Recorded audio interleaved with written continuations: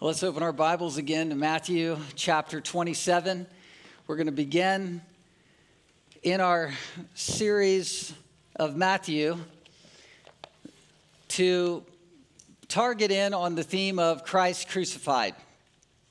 What it means for Christ to be crushed on the cross for us, and it needs to have a significant meaning in our lives. It grounds us for who we are. This is why Paul was able to say, I know nothing else but Christ and him crucified, as a sum for what he was all about, what he was preaching, what filled his heart, and what kind of grounded him in his full identity. We identify with Christ.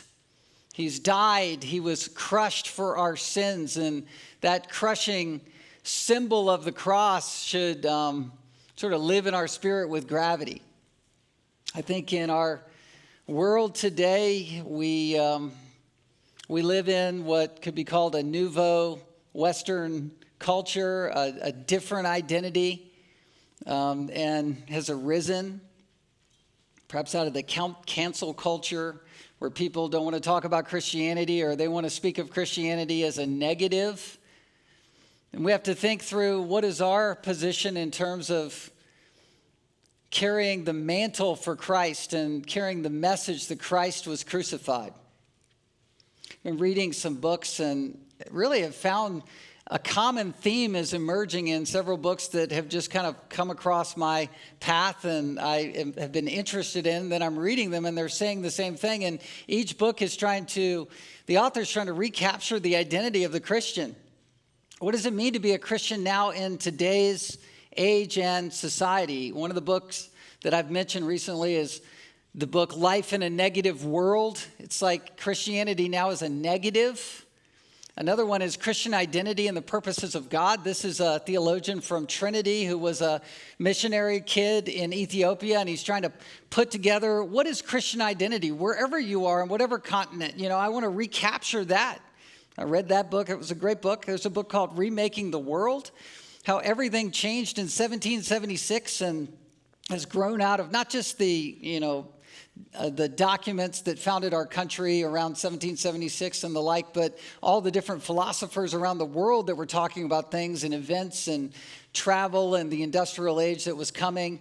And then there's a book I'm reading now called The Air We Breathe, which is talking about what is the atmosphere of today. And he's a Christian author. His name is Glenn Scrivener, and he's an author, speaker, filmmaker. He's from Australia, actually, but he was looking at Western society and saying, there's a new normal today, and kind of there's something to be recaptured with Christianity that's important now.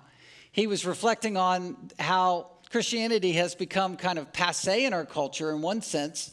And he said walking through the National Art Museum, the National Gallery of Art, he was, just walking through the hallways of the Western wing, the wing that promotes Western society. And there's all these crosses and then all this patriotism. And then he was reminded of a quote he saw online that Western art is really represented in a statement, 1,000 years of crucifixions, then stripes. And it's like, is that what Christianity is all about? Is it tradition? Is it patriotism? Well, it's woven into the fabric of our psyche. It's part of our Western cultural identity. We can't get away from it, even if it's trying to be neutralized now in current culture. How are we supposed to respond to this? What does our Christian identity need to be? It needs to be this recapturing of Christ crucified. Christianity is not foundationally being American. It's not foundationally being someone who would just align with a cross. It's not someone who would just say, yeah, I'm a Christian even in a negative world. That's a surface level Christianity. Those are thoughts that we have in our minds. We're grateful for the country we live in. We're grateful for the Judeo-Christian ethic. We're grateful for any residual morality here.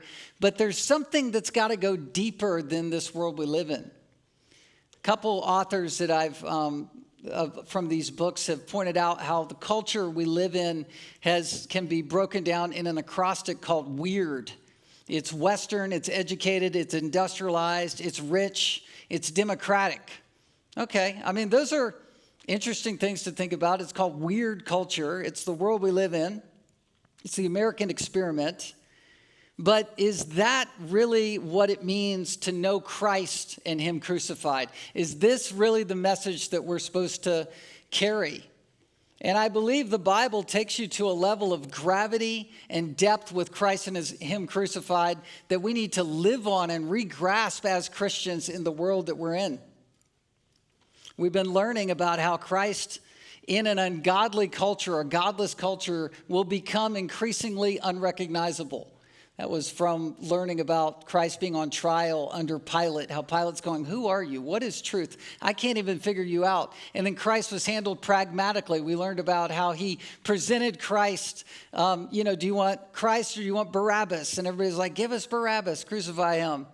And then he's targeted for elimination. The more people frenzy about hating Christ, the more they want to snuff him out.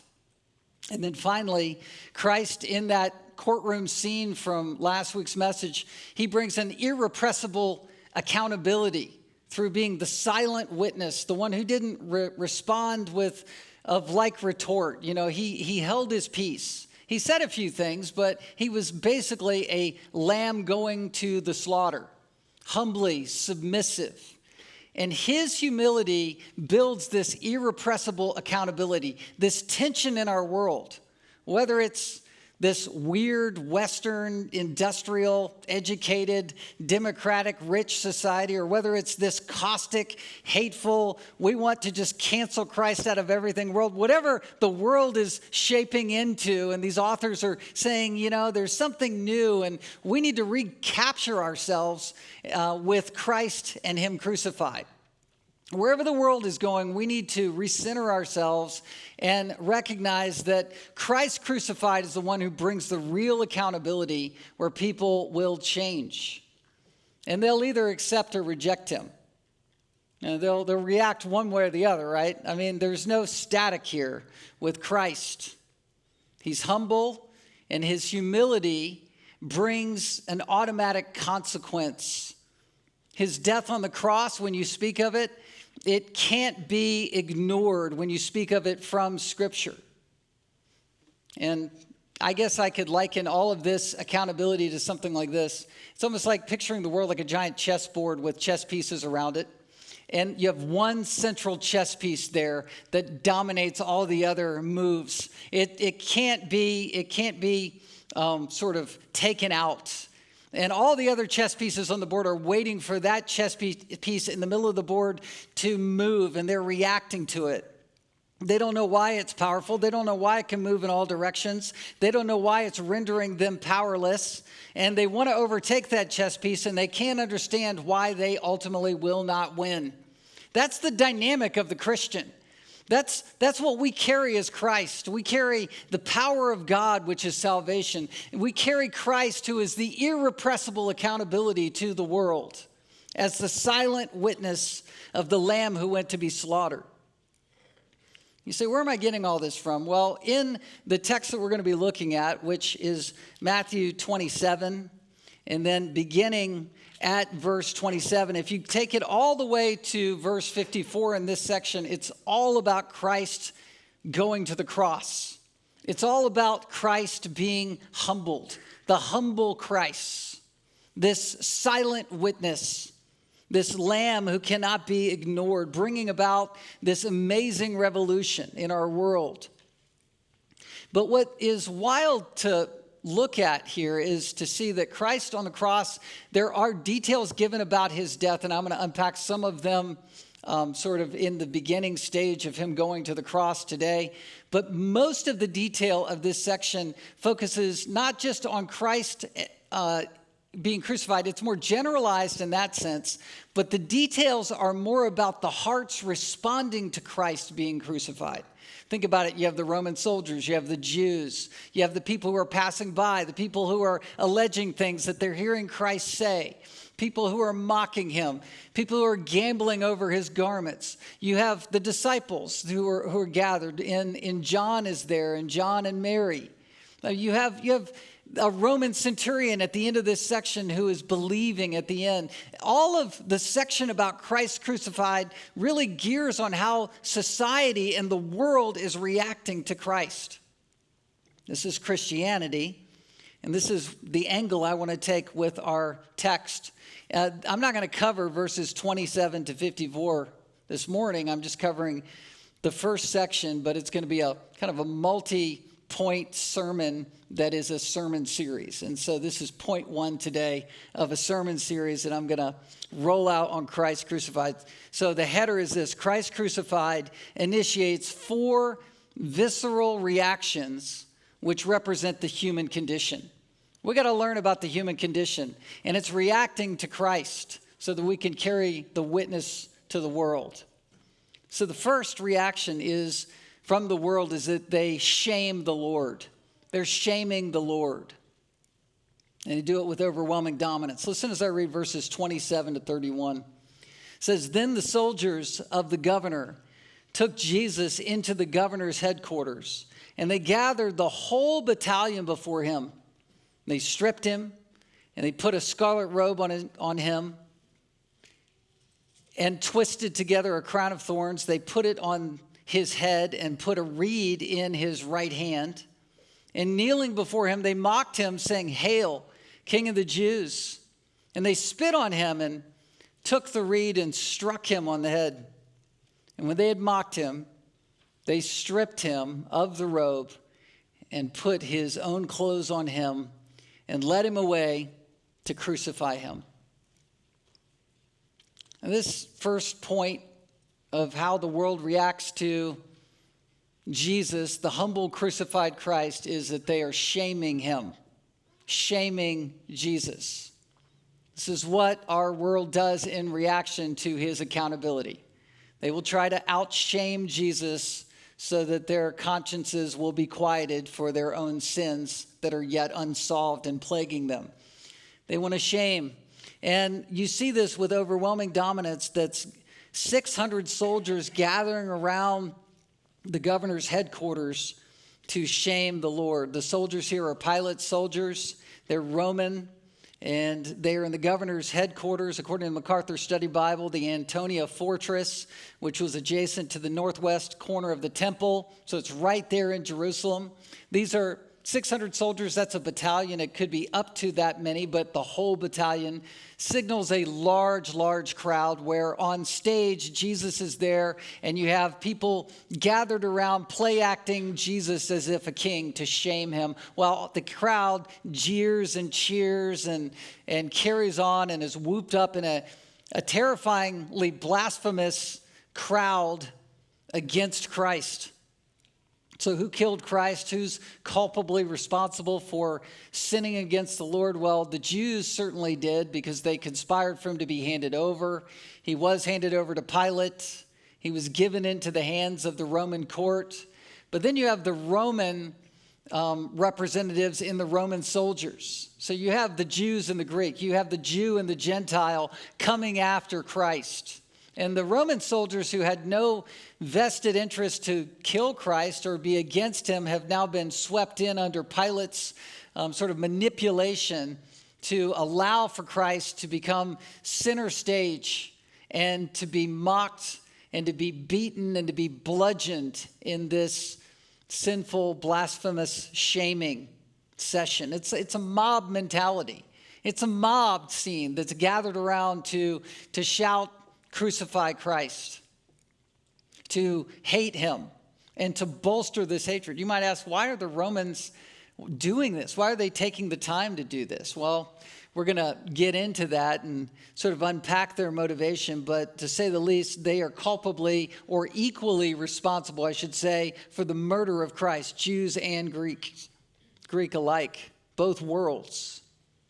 The Jews were under a stupor. Romans 11 says the God gave them to a spirit of stupor, their eyes that would not see, ears that would not hear, down to this very day, quoting Isaiah 6.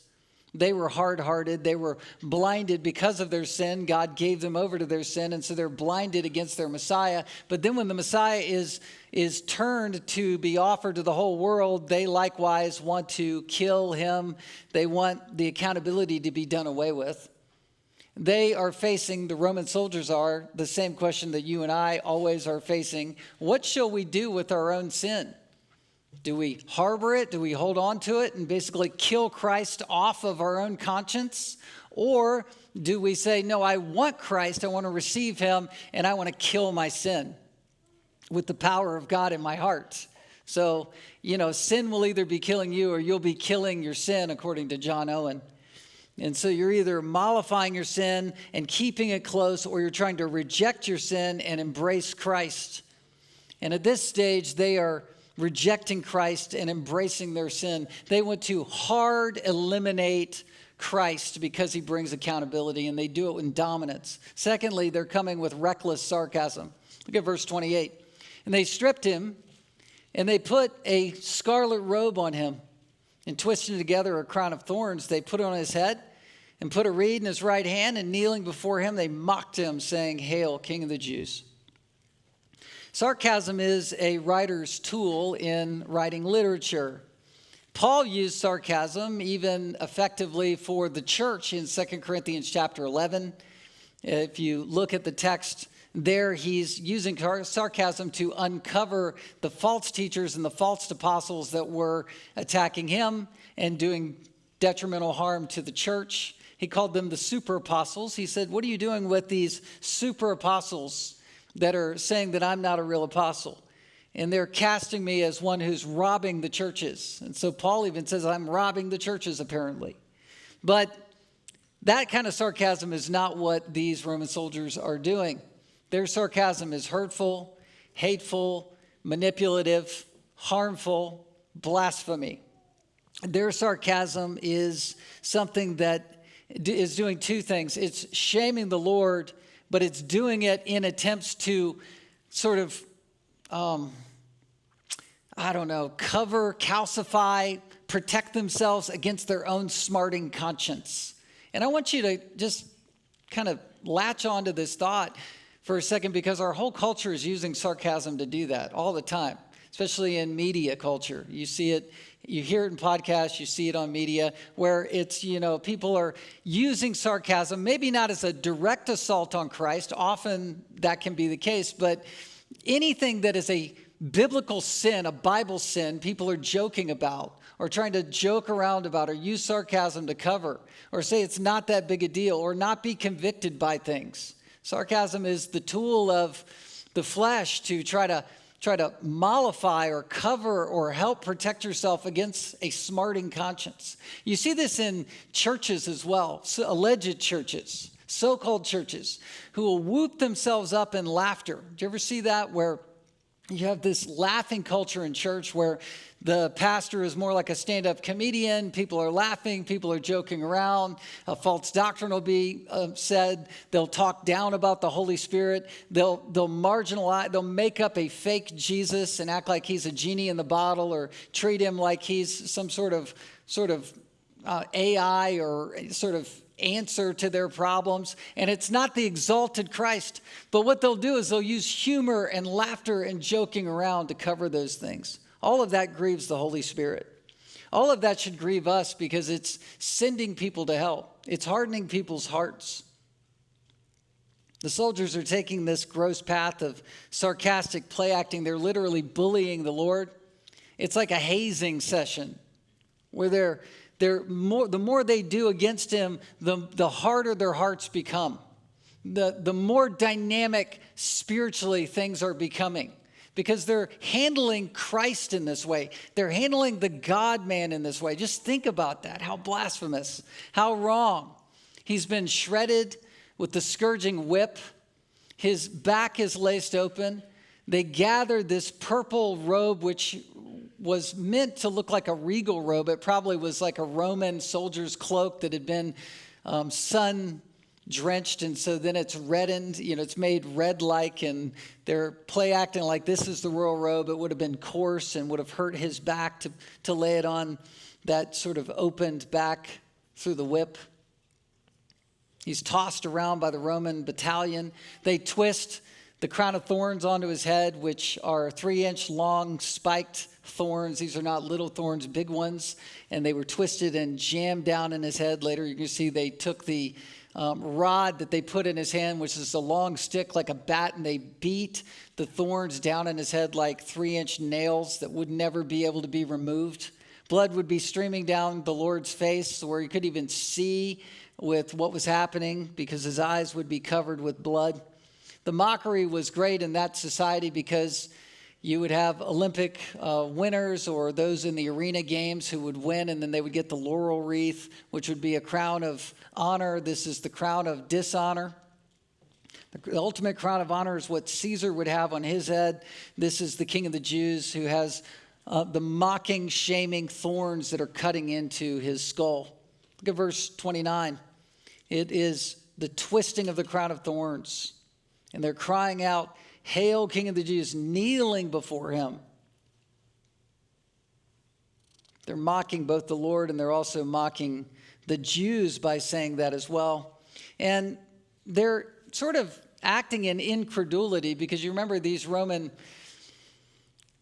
guard, these soldiers, they wouldn't have wanted to be there in the first place. To have a post away from Rome was a shame for them, and they were basically anti-Semitic in that they were at a military post they didn't want to be at. And so they're just making the most of this, going, our worship is to Caesar, our worship is to him. He is our God. We believe in the Greek and Roman pantheon of gods, and we believe in Caesar as our God. This emperor Tiberius is our God. He is our king, and we're going to mock Jesus, your Jewish king, in this way. We're play acting as if we're the Jews, and we hate the Jews, so we're gonna mock them in an anti-Semitic way and bow before him and call him King of the Jews. That's what's happening. That's how low they are going. Point 3, there's blind aggression now. Not only is there overwhelming dominance and reckless sarcasm, there's blind aggression. Look at verse 30. And they spit on him and took a reed and struck him on the head. Spitting on someone is to treat someone like an animal. You're less than a human. They were utterly dehumanizing the Lord. They were unhumaning him. They're spitting on him. It's to say, I don't care if I contaminate you. I don't care if I pass disease or sickness to you. I'm spitting on you. I'm degrading you. It's massive disrespect. And then they beat him over the head with the bat or large stick, using it as a cruel instrument. It's extreme terrorism. And yet, through all of this, the Lord remained completely poised, determined, set, just grounded. He knew what it meant to be Christ crucified. And this is the Christian witness for all of us. No matter how violent the world would become or whatever part of the world we would live at or in as a Christian, if that violence was projected on us, we would need to have the Christian mindset, the mind of Christ. A weird mindset, again, the Western industrial, et cetera, rich, democratic, kind of engineered environment. This would not educated. This would not be enough. A traditional mindset, I'll align with a cross. I'll wear a cross. I'll align as a Christian in nomenclature. That's not enough. And that without having this sense of gravity and this alignment with Christ and him crucified in this way, our witness will not be enough. It will not be a believable witness where someone will say, yeah, I truly believe in this Christ. Look at John 19, 1-6. This gives some of the behind-the-scenes drama as John recounts it between Pilate and between what was going on with Christ and the soldiers. It says, then Pilate took Jesus and flogged him. And the soldiers twisted together a crown of thorns and put it on his head and arrayed him in a purple robe. They came up to him saying, Hail, King of the Jews, and struck him with their hands. Pilate went out and again said to them, see, I am bringing him out to you that you may know that I find no guilt in him. That's a complete sham. Pilate at this point is given over. He doesn't care about Christ. He has no regard for Christ. He's parading Christ before the soldiers and the Jews, saying, I don't have anything wrong with him. But he's at this point bludgeoned. He's less than human looking. He is, for all appearances, defeated before them. So it says, so Jesus came out wearing the crown of thorns and the purple robe, and Pilate said to them, behold the man. This is the man. What do we do with this guy? Verse 6, it's in essence saying, do you want me to finish him off? It's a provocation. When the chief priests and the officers saw him, they cried out, crucify him, crucify him. Pilate said to them, take him yourselves and crucify him, for I find no guilt in him. All of that is just a sham. That's, again, him trying to salve his own guilty conscience for what he was a part of. Pilate's hands were dug deeply into this charade. Jesus was butchered, weakened, and neutralized, and the crowds wanted to crush him all the more. That brings us to verse 31, which is to shame the Lord with absolute disregard. It says, when they had mocked him, they stripped him of the robe and put his own clothes on him and led him away to crucify him. It's absolute disregard. It's disregard in the face of Christ, and I want you to see this point. He's absolutely humble. Think about it in terms of what Christ is allowing to have happen. He's allowing himself to be humbled as he is being humble. Christ is allowing himself to go through this, undergo this process, and he's allowing for the sins to be committed against him at this level. He's becoming a fully executed slave, treated as a slave. And we need to understand this on the deepest level so that we can enter into Christ's humility and sense the connection to Christ and him crucified. How do we do this? I think to do this effectively, for Christ being crushed for our sakes, but also Christ crucified being our message that we carry, we need to get into the Roman mindset to understand how deep it was in terms of their hearts to crush Christ in this way. What were they thinking? I mean, we love Christ, we know Christ, so we would not do this, and it's kind of unimaginable for us to think about going this far against him. But what were they thinking? What does it mean for Christ to be crushed in this way from their perspective? What was the air that the Roman people were breathing? We need to go to this lower mindset so that we can plumb the depths of Christ's humility for it to be meaningful to our own hearts. We need to see how far, how low he really was willing to go.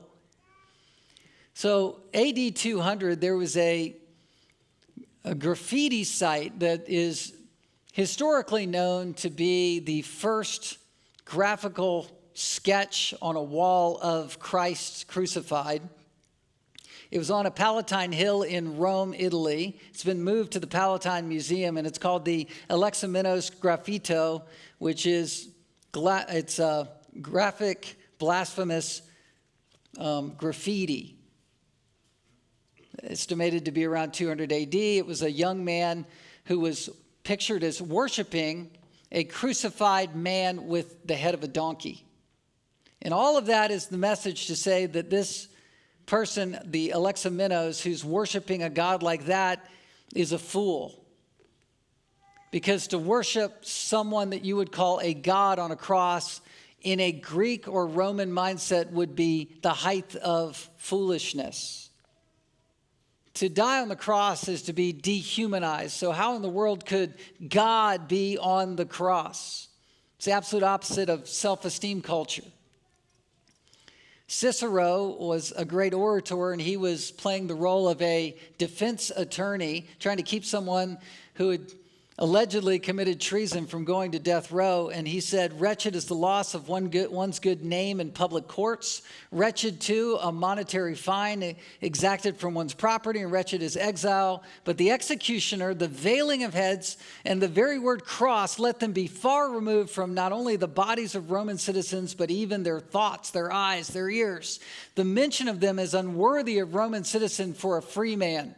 He didn't want the word cross uttered. Cross death was the most despicable, despised, graphically gross way to die. It was losing your good name by dying on the cross and basically being sent to a hell on earth.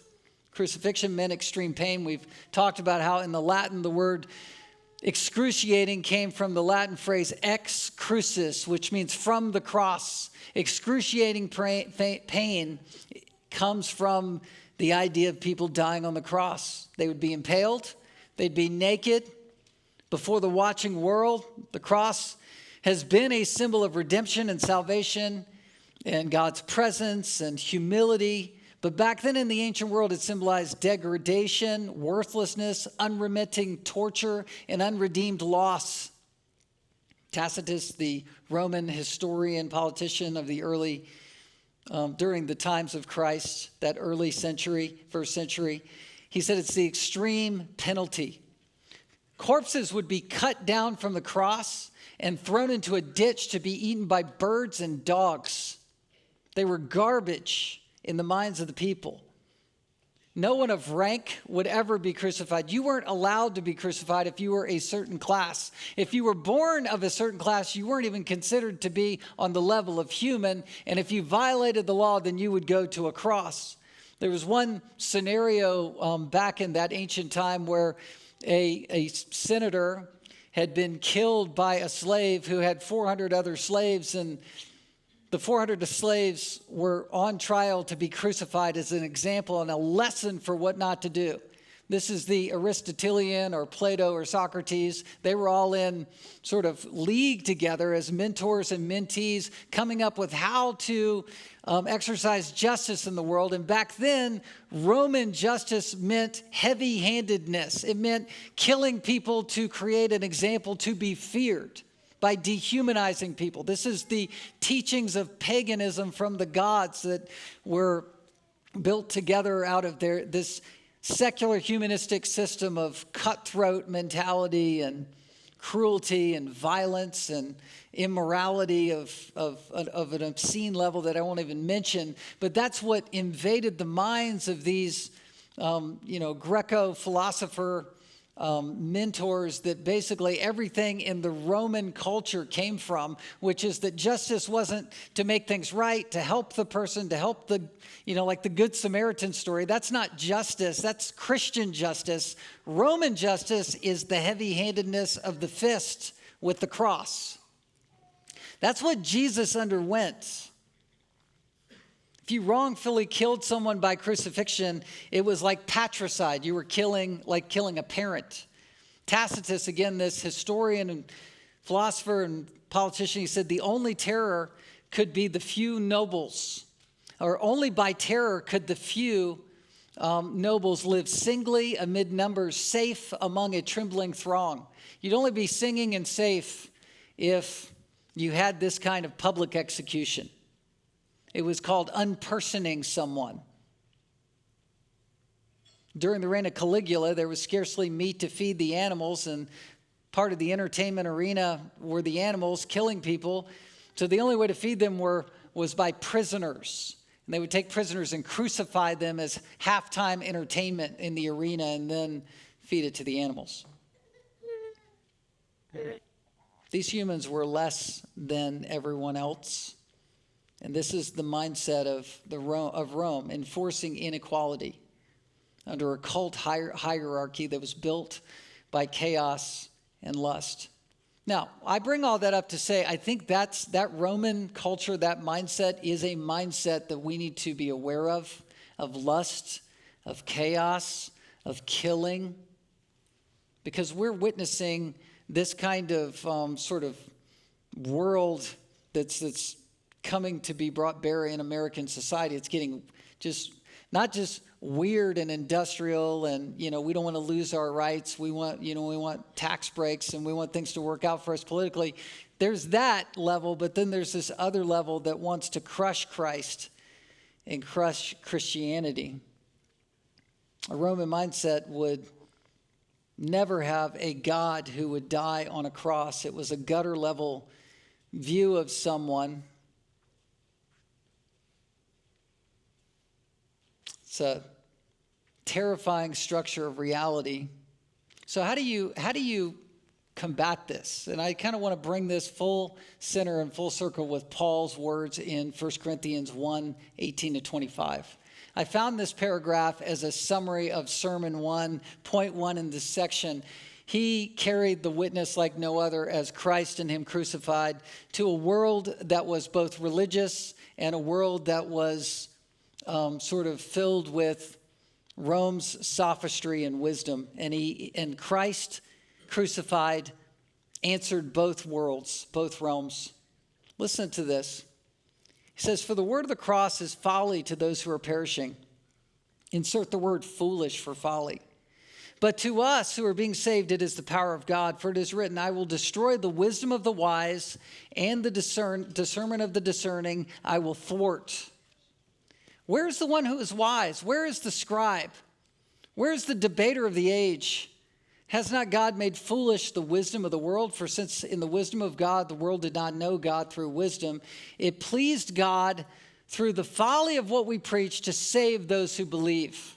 Now listen to this. For Jews demand a sign or signs, and Greeks seek wisdom, but we preach Christ crucified, a stumbling block to the Jews and folly to the Gentiles. For the Jews, Christ crucified, a Messiah dying on the cross, they were stumbling over that. It was a scandalon. It was like, no, we're getting to heaven by religious morality. We want to cling to morality. And you'll hear that even in our culture today. Cling to morality. That's the Savior. That's what will save us.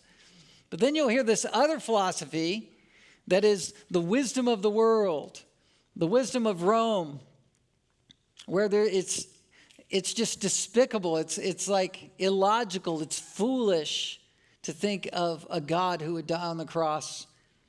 What do you do in that case with these two mindsets? You preach Christ.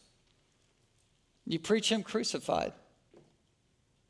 You preach the clear, straight up, direct gospel that, Jesus took on full deity, or what always has been full deity, took on full humanity, and is the God-man who died on the cross for your sin. And guess what? That death on that cross brings an irrepressible accountability. It's something that you have to decide in regards of. You have to decide in regards of the cross. You have to make a decision to either embrace and receive Christ for your sins or reject completely. This is preaching Christ and him crucified. Verse 24, for those who are called both Jews and Greek, Christ is the power of God and the wisdom of God.